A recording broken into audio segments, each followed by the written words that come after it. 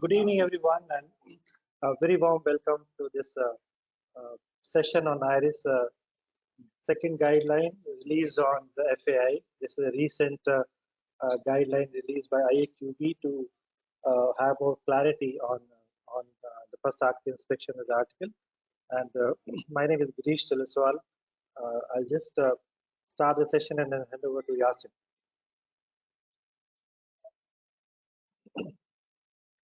Just a few housekeeping rules. This webinar will be recorded, so subsequently, if anybody wants to have who have missed it, who wants to have a copy of it, we can provide that. The attendees are kept in the listen mode only. If you have any questions, you can submit through the question section, and we will address it at the end of the session. And there will be additional live questions session at the end of the presentation. So today's presenter is YASSIN MALIK. YASSIN is our lead auditor for IRIS and also the product manager for IRIS. YASSIN comes with a very strong railway background.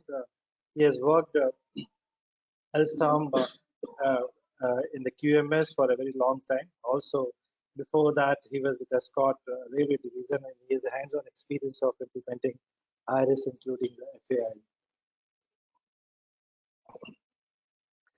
Before we go ahead, a very quick overview of DQS.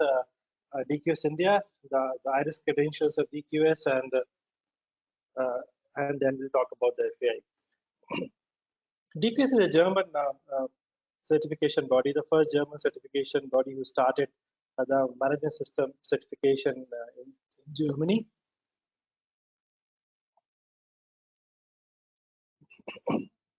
The stakeholding of DQS comprises the UL, BIN, and DGQ.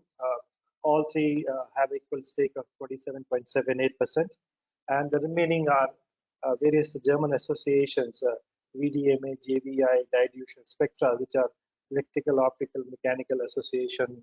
So the whole, as a put together, DQS, the organization, are a stakeholding which are working for the improvement and the safety of the various products. DQS as the organization has a presence in 60 countries with 85 offices. However, the certificates are available in more than 130 countries. More than 65,000 certificates worldwide has been issued as of now. DQS serves into various industry sectors, which includes railways, automotive, and pharma, and so on and on. More than 200 standards we provide, more than 25 industry sectors we serve, and more than 65,000 certified locations we have at present.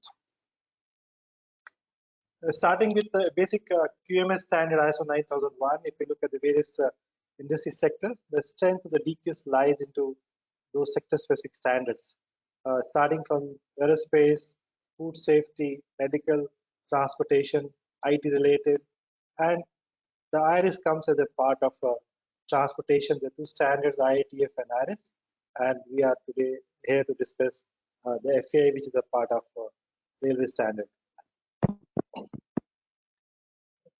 We call DQS as a pioneer solution provider because the first German CB who got accreditation for 9001 and 14001, also for the ISO TS 16949 and VDA, first German CB who got accreditation for medical packaging material, which is ISO 15378, and also the first certification worldwide for IRIS is done by DQS. When we say the pioneer solution provider, it starts with the auditors because to develop the local capability, we need to get the auditors locally qualified. And the first auditor in India for automotive standard, telecom standard, aerospace standard, ESD, anti-bribery 37001, TISEX, and the sustainable procurement, all are from the DQS side. Even in IRIS, if we talk about today, we have 7 auditors in India, which is maximum that any CB would have. Various customers, if you see today in terms of IRIS, almost starting with the OEMs or you call system integrators here. So system integrators like ICF and MCF and Bombardier, which has become Alstom now, followed by the tier ones, which are ABB, Logitech, all major global players, and also the Indian players. Majority of them are certified by DQS. We have almost 40% market share right now, and the last 1.5 years, 80% organizations are certified by DQS for IRIS. If we talk about the DQS, the question comes, why DQS? Why we have such a strong presence in DQS as in IRIS?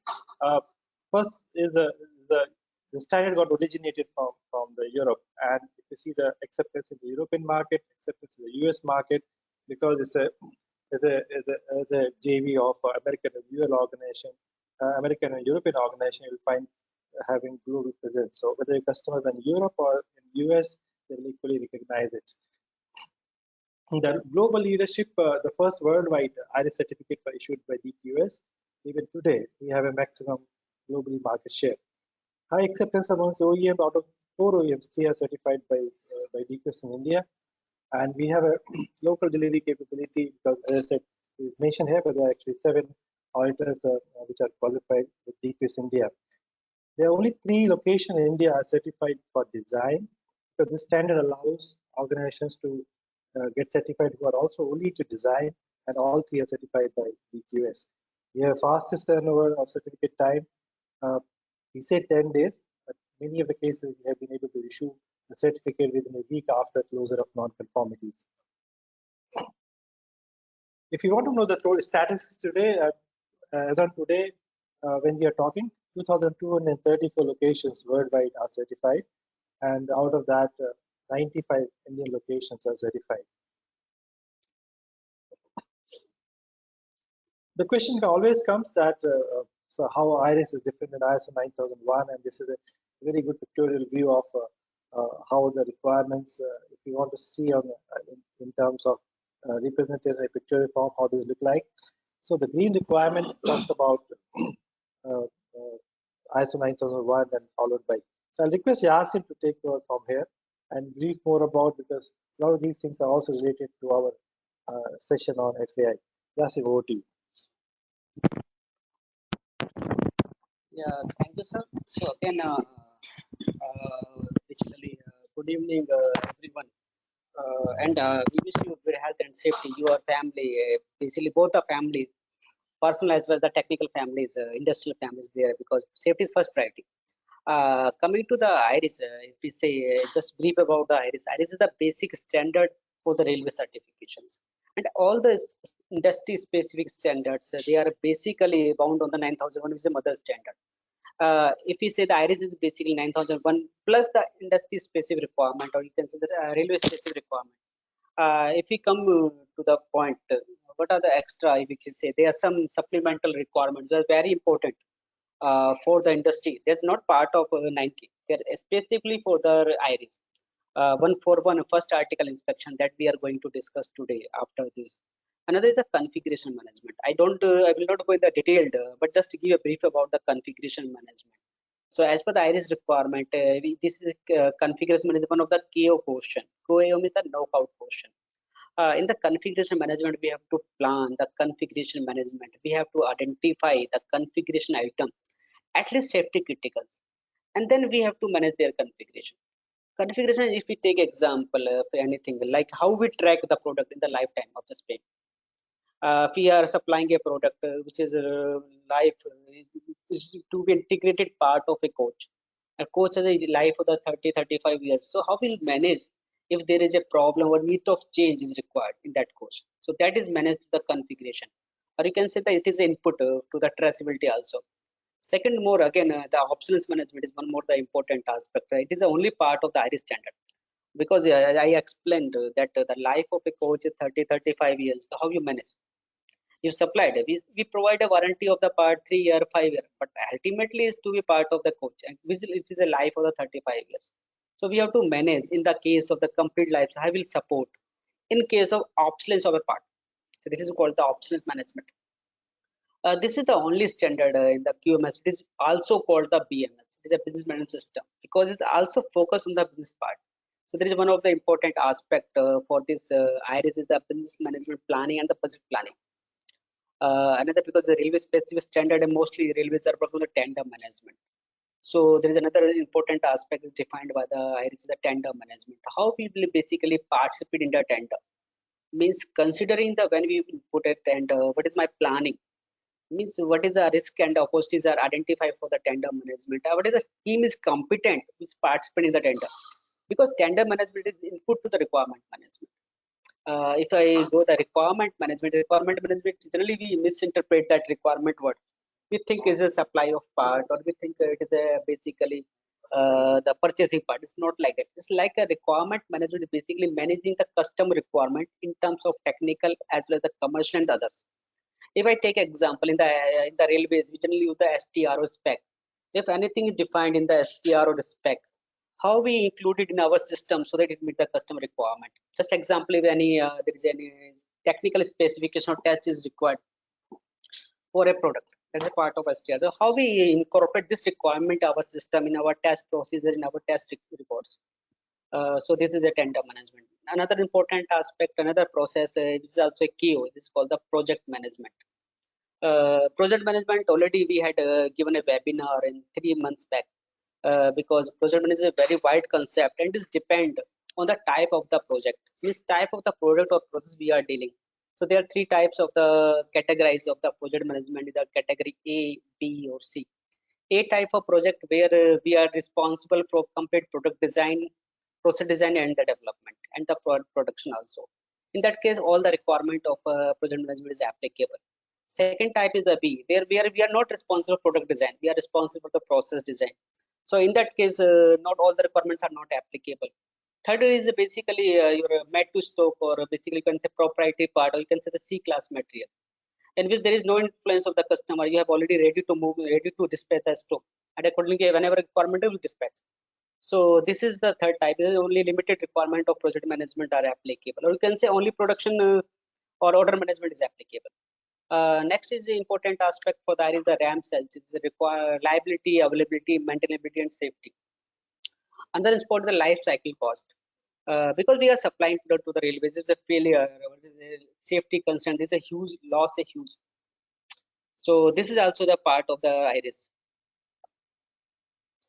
Coming to the topic, which is planned for today, is the first article inspection. So first article is in short, we also known as the FAI. So first of all, we have to understand what is the first article inspection. Actually, generally there is a misinterpretation, misunderstanding this requirement by the team. Sometimes some teams say first article inspection is your basically first part approval. Sometimes some teams say that is a first piece approval or setup approval. Sometimes some teams say it is a basically my sample approval. But first article is different from these words. So you can say first piece approval, sample approval, or your setup approval. So if we go by the definition of the first article inspection, it's the inspection, verification, documentation. So basically there are 3 words: inspection, verification, documentation of a representative item. What they call the representative item from the first serial production. They are also kind of first serial production run of a new product or major upgrade. So first article inspection is applicable whenever we are doing new product, or if there is a major change of the current product. In that case, what we have to do, we have to select a representative item which represent the complete lot, and we have to inspect, verify and documentation. Inspect means we have to measure the part, we have to verify the process and retain the records. Or you can say there's a set of inspection or verification activities in order to validate a production process. So whenever we talk about a first article inspection, there's not only inspection of a part, it also includes the verification of the production process. So this is the definition. And if we use the word by the inspection, verification, documentation, it is a complete, independent, documented, physical and functional inspection of a process to verify that the prescribed methods of the produce are acceptable. So why this need come? FAI. What is the second thought come? We have already sample approval is already there. So why need to come the FAI? Because when practically or we say when we produce a sample, so we produce a sample in very controlled conditions, right? And then we transfer after the approval, we transfer this part to the production. So system is in for first series. Whenever you're doing the first series production, you have to verify the production process, because there is chances that the controls which we can basically ensure at the time of sample approval, there is a possibility they may be lagging in that control at the time of production or mass production. The system is say we have to ensure that controls we defined at the type of sample are same at the time of basically production. To ensure we have to do the first article inspection. We have to verify the product as per the dimension, as per testing. Also, we have to verify the process also. Coming to the basically application aspects. So, if we say, for example, I am doing only first, I have only do product, only one product is there. In that case, your validation is a first article inspection because you have to provide only first part. Only one part is there. There is no serial production is there. In that case, your validation is the first part. Coming to the software, again, in the software, there is no mass production of the software. So the validation, according to applicable IEC standard or the customer specific standard, if you do the validation of that software, it comes under validation. It's a first article inspection. And it is one of the key milestone of the organizational production process because you can say it is a milestone of the handover of the product from design to production. Like in the some case, the organization has only design activities. If they are only design, they are not doing the development of the product, they are not in the production of the process, then it's not applicable. So FA is applicable only for product also, not the process. Okay. Coming to the responsibilities, because every activity defined need a proper definition and alignment of the responsibility. So for the FAI, we have to define the responsibilities. We have to define who's responsible for which activities. And also we have to appoint the process owner because as per the IRIS, it's one of the mandatory process. So in that case, we have to appoint the process owner. We ensure that process compliance are met and implemented as per the process guidelines or the IRIS guideline. So for the process definition, there are different methods that you can define. You can use the SIPOC, you can use the turtle diagram. In the IRIS, we prefer, it is not mandatory, but it's a prefer, you can use the turtle diagram approach. So when you define a process, so we have to understand the input or the definition of the process. What are the parameters that need to be captured, need to be addressed at the time of defining of FA process? It's not only FA, it's applicable to all the process. Either you define the process for the project management, you define a process for the requirement management, you define a process for internal audit. It is easily, it can be applicable, and it's a very good approach. So first of all, any process needs the process owner. So we have to define who is the process owner, who will be responsible to execute the process for the guideline. Then every process needs some inputs because without the input, process can't be executed. So we have to define who provided the input. You can say it is called your process supplier. If it is inside the premises of the company, that is called the internal process supplier.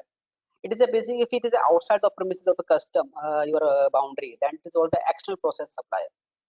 Second, if you execute a process, you found that the output of the process. Every activity is output. If we go by the definition of a process, this is called basically a set of activities which need to convert input to the output. So definitely output is of the process need to be defined, what we get. And definitely this output to be delivered to some process or some customer. So with this process or customer inside the premises, they call the internal process customer. If it is outside of the premises of the company, they call the external process customer. We have input, we have output, we have process supplier, we have a process customer. Then we need to convert this input to output. We need the basically work procedure, or you can say work content, or you can say guideline. So that to be defined. We have guideline, but ultimately, you need the resource. Resource basically two types: material resource or the personal resource. Material resource, you need the infrastructure, machinery, you need plant, you need your testing equipment, jig, fixtures, everything required. And in terms of the personal resource, we basically for the skilled person, we need to require a process or the competent person for the process. And how the implementation is required part. Any process is basically two aspects when we talk about. One is the implementation, that second the performance. So how means my process is performing well? It is a part of your performance indicator. You can say the KPI, you can say the objectives, different names are there. But intent is same, we measure how my process is performing. Second, then we have to define the risk and opportunities. What are the potential risks and opportunities in the process so that we can take the action so that it will not affect my performance of the process. Coming to the process of FAI, we have defined the guidelines of the turtle management. You can use any approach. But we suggest recommended approach is the turtle diagram. So when you do the FAI management, there are different aspects for the FAI management. Means what, when, how, who, where. So when we do the FAI management, we have to address all the things. Coming to the part is the applicability value. As per the first definition, we say it is basically the representative item from the first serial production run of a new product. Second, representative item from the first serial production run of the major thing. What is the definition of the major thing? So maybe there are major design changes related to the performance, to the reliability, maintainability, safety. Also, the major production process change means you have completely updated the production process. You have relocated the production process. So in that case, FAI is applicable. Or sometimes you have different areas. We have multi-site organization. We work in the different sites. So we transfer one product or one process from one area, one factory to another. In that case, also the FAI applicable. Or if a single simple term, we can say the affect any change which can affect the conformity of the product. That can be for the FAI. All other parts okay. This the general term is there. The change which can affect the conformity of the product. Also, we can do the external provider change of their site location. Same FAI is also applicable to your suppliers. Or in general, if I can say, FAI is completely applicable to supply chain. You have also applicable for the supply chain, your supplier, tier 2 supplier. Basically, understand we have to identify the impact of their activity in my product. So we have to identify when to do FAI. After that, deciding, then we have to do the planning and the arrangement. So we have to identify which product and component need to be subject for the FAI. Because when in the final product assembly, there are different type of the component. In the area, some if I say, for example, there are hardwares are there, like nut bolts are there. So is FAI is required? I think it's no, because it's still part. There is no control on the FAI. So at the time of the product design, you have to define which area is which part or component is applicable or subject to the FAI. Now you identify the parts. Maybe there are now second comes on the development or the production of part. There are two types. Maybe in house of the company or maybe by the supplier. So same rules are applicable to supplier also. So whenever new part which is undergone or selected for the FAI, if it is provided by the supplier, in that case same rules for the FAI is applicable. Means we have to verify or supplier has to verify the product as in the process also. So we have to define the team because FAI is not a single person job. You need a cross-functional team is required. Also, if it's given by the supplier, it's also required by the part of team. Accordingly, you have to define the team. Which person do which activity? Like if I say, if I need to do if I need some basic document like your control plan, drawings, specification, test standards are required. So who will provide who has the responsibility to provide all the documents? Who is the responsibility to ensure these documents are adequately available? So we have to define all the things and also ensure that relevant data that is required to activities are available. Like you can say your control plan, FMEA, your drawing, specifications, test standards, STR, spec, all are available before the FAI start. Then we have to define same responsibilities. Responsibility of the manufacturing process, responsibility of the FAI, responsibility to ensure that all the requirements are available. If a special process are there, so there are different special processes are designed by the team, like you are painting, you are molding, you are welding. If you are applicable, that we have to ensure the process are qualified, validated, and approved. Because they are a very important part of an integral part of the production process. Or in general, if I say we have to validate the production process, whether it is a special process or no. But if it is a special process, we have to give special attention because in the output is not easily measurable in the case of the special process, right? We also define the key characteristics of the product or key area we need to focus. I also validate the production process documentation, production process equipments, and also their traceability. If any statutory regulatory requirement are applicable to the product, that's also need to be verified or the review at the time of the FAI. Then also we have to ensure the correct configuration. So why is it very important the configuration at the time of FAI? Because for the production time you conduct the FAI and you have defined the version 0 is there or revision 01 is there at the time of FAI submission. And after the FAI you found the need of change in the system, need of change in the process, or you need to change the results in the product. So what you do? You will update the date.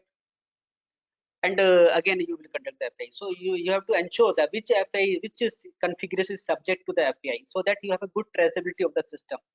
And when you are submitting this, maybe after the FAI, you will submit the product to the customer. Also, you have a traceability, because in the field or in the warranty period, if any customer or concern or the complaint come, you are traceable to the original product. And also, you have to maintain all the requirement and in the terms of the FAI, which is regulatory, statutory, everything need to be captured. Now everything is there, responsibilities are defined. You have the profession. Now you have to review the precondition. Precondition is basically availability of the documentation or availability of the supporting thing. This is the basic thing. Whenever we start anything or any activity we start, but we ensure that the things required as an input to the FAI are available. What are these input? This is basically your approved document, drawings, spec, STR, specs, product, same production process is running, and also the result of the type test if they are applicable. And now everything we come about that decision. So it is a part of your decision making. So there are first is yes or no. Same in the case of FAI. Is FAI approved, successful or no? If FAI is successful, approved, so we allowed the production for the mass production, or you can say serial production. You are allowed the production team to go through for the mass production or running production.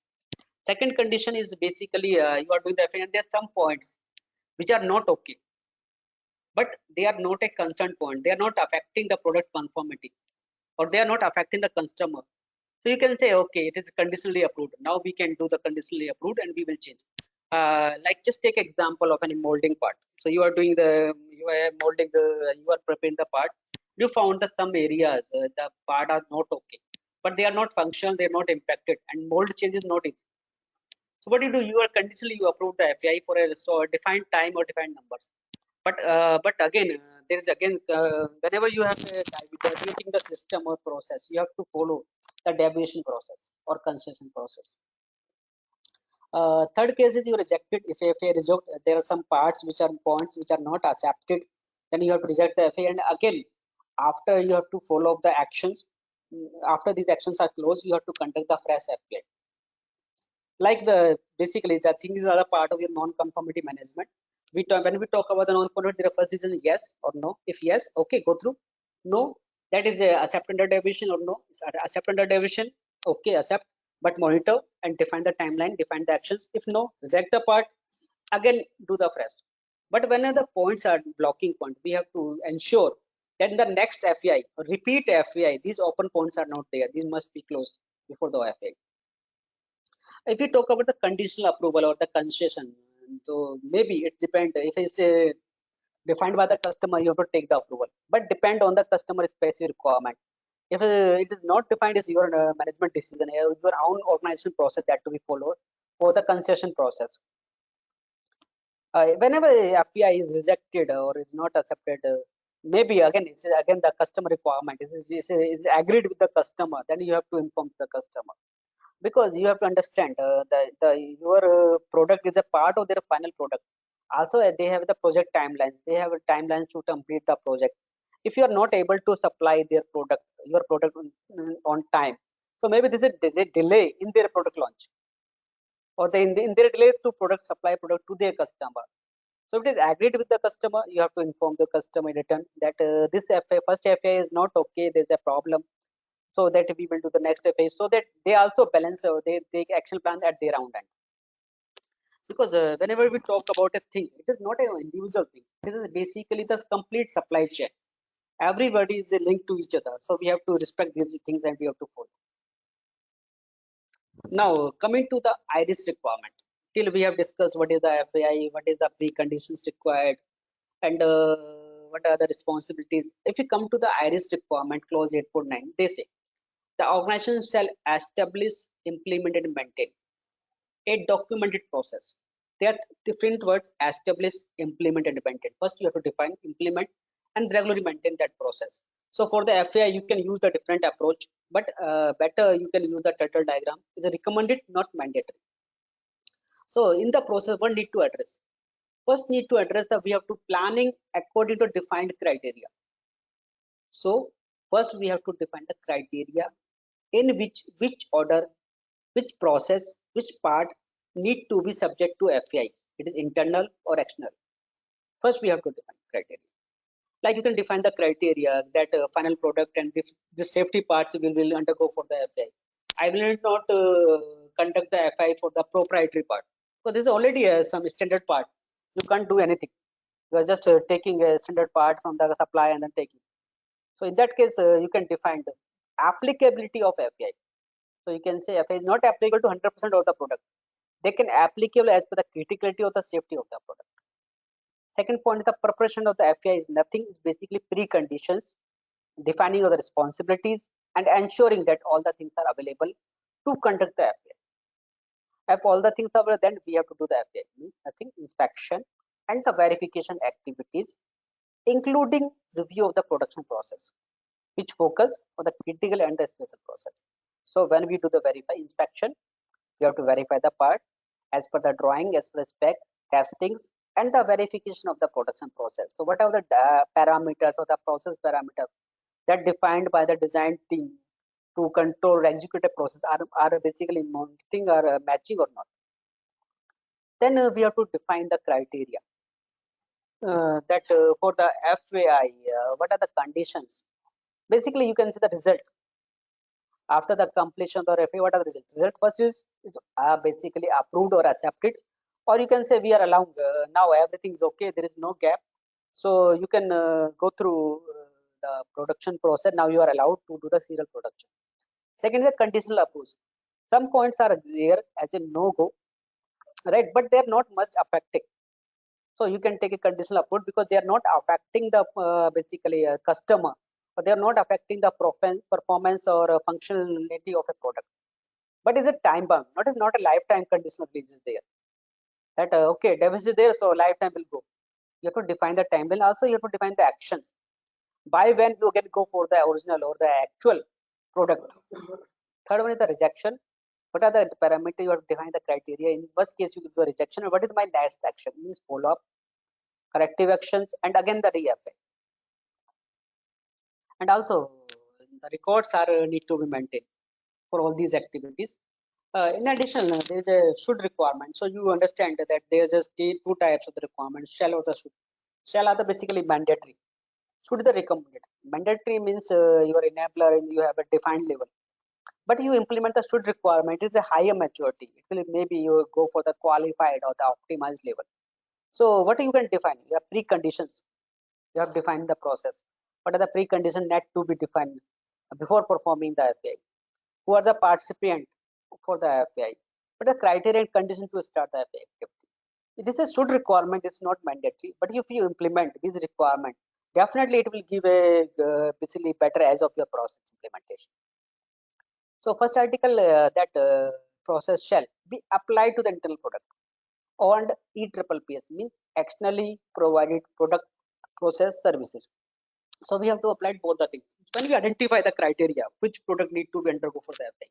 If it is my in-house premises, so it is internal product. If it is my given by the supplier, it is external product or supplier product. So we have to define which product need to be go for the FAI in order to release the serial production.